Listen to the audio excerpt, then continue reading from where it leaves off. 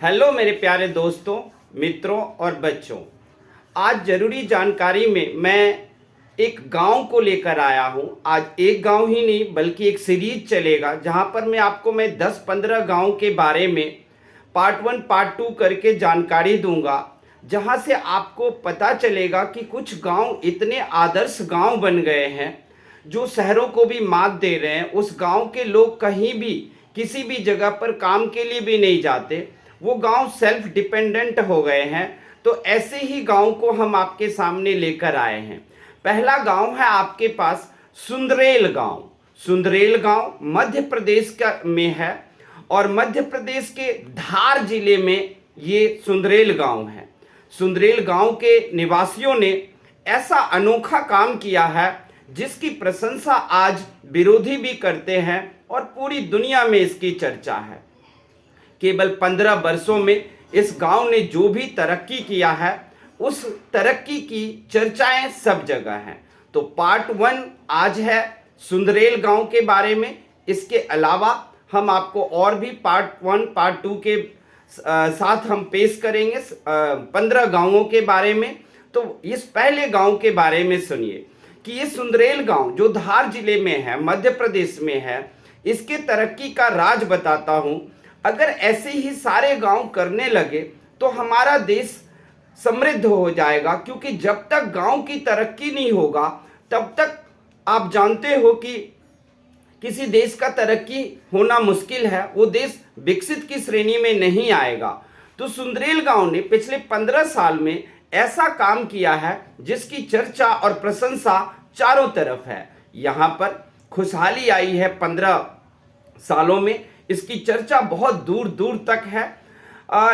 इस खुशहाली के पीछे ग्राम विकास बैंक का हाथ है। हालांकि ग्राम विकास बैंक जो है वो कोई रजिस्टर्ड बैंक नहीं है, पंजीकृत नहीं है ये, लेकिन ये सामान्य बैंक की तरह ही काम करता है।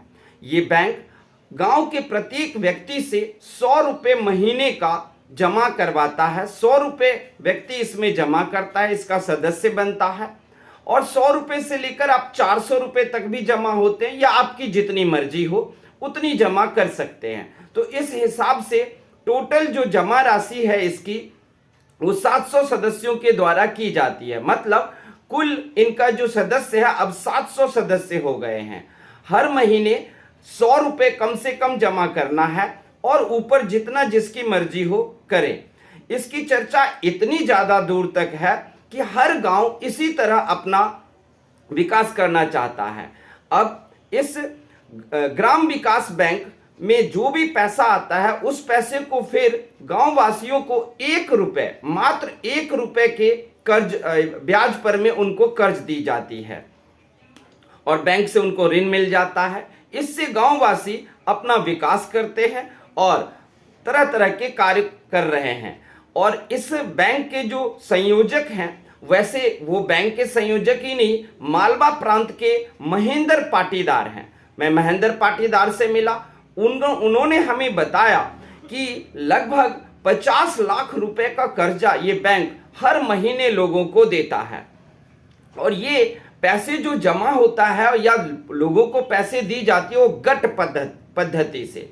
ये गट पद्धति क्या होता है? गट पद्धति का मतलब होता है कि एक गणनायक या कोई भी व्यक्ति होते हैं जिनको ऋण, हर एक घर से जो किसी को ऋण की जरूरत है तो उसे ऋण देना और ऋण मुहैया कराना, कोई गलत ऋण ना ले ले इसका पता करना। और दूसरा, हर महीने जो भी व्यक्ति 100 रुपये या 400 जमा करते हैं उन रुपए को भी उनके पास से वसूल करके और बैंक में जमा करना। तो इस तरीके से ये बैंक गटनायक पद्धति से चल रहा है। हर महीने लगभग 1 लाख से 10 लाख के बीच कुल रकम जमा होती है बैंक में, और इसे बैंक बाद में लोगों को कर्ज देते हैं। कर्ज किसके लिए दिया जाता है? कर्ज दिया जाता है अगर आपको बेटी की शादी करना है, कोई बिजनेस करना है, विकास करना है, खेती करना है, इन सब के लिए दिया जाता है। लेकिन इसमें अगर कोई कर्ज लेता है तो उसके लिए भी शर्तें हैं। इसमें 2 गारंटर सदस्य चाहिए, तभी उनको ये कर्ज मिल पाता है। और बड़े ही आसानी से, अगर 700 सदस्य हैं तो आप समझ सकते हो कि उसमें दो लोगों का गारंटर बनना बहुत ही आसान बात हो जाता है।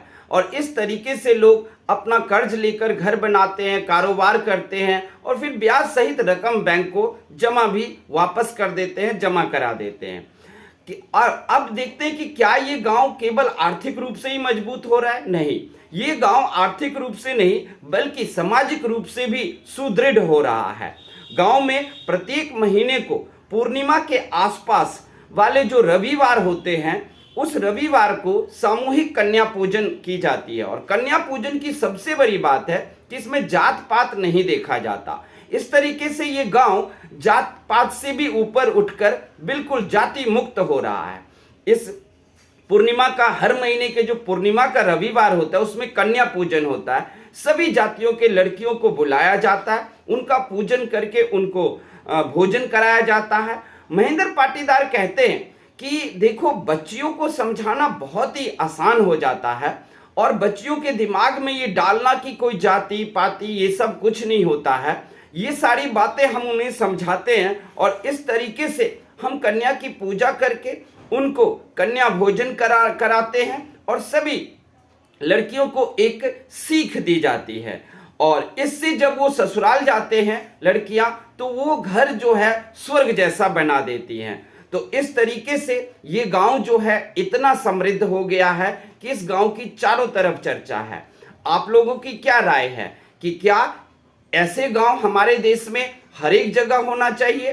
तो आज मध्य प्रदेश के धार जिले के सुंदरेल गांव की चर्चा हर जगह है। मैंने आपको इस गांव की जो है वो आपको सारी इंफॉर्मेशन और सूचना दी कि कैसे आर्थिक रूप से मजबूत हुआ है, किस तरीके से ये जाति मुक्त गांव हो गया है।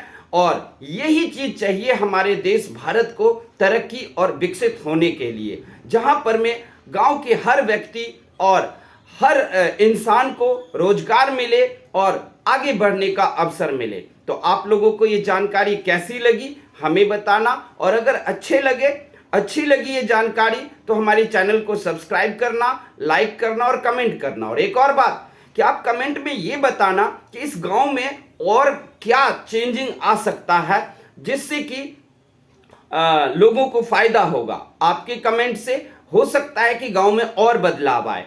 और अगर आपको अच्छा लगे तो आप अपने गांव में भी इस तरह के सिस्टम को, प्रक्रिया को शुरू करें, जिससे गांव की तरक्की होगी और सबको फायदा होगा। तो आपको इसी तरह की जानकारी दूसरे गांव के बारे में भी हम पार्ट 2 में देंगे और इस तरीके से पार्ट 3, क्योंकि बहुत सारे गांव हैं जो आज आदर्श गांव बन गए हैं। कह सकते हैं गांव हमारे गुरु बन गए हैं और शहरों को ये नसीहत दे रहे हैं, शहरों को सिखा रहे हैं कि इस तरीके से अगर भाईचारा और गांव को समृद्ध बनाया जाए तो सब कुछ ठीक रहेगा। तो तब तक के लिए जय हिंद और हमारे गांव और हमारे भारत तरक्की करता रहे। थैंक यू, धन्यवाद।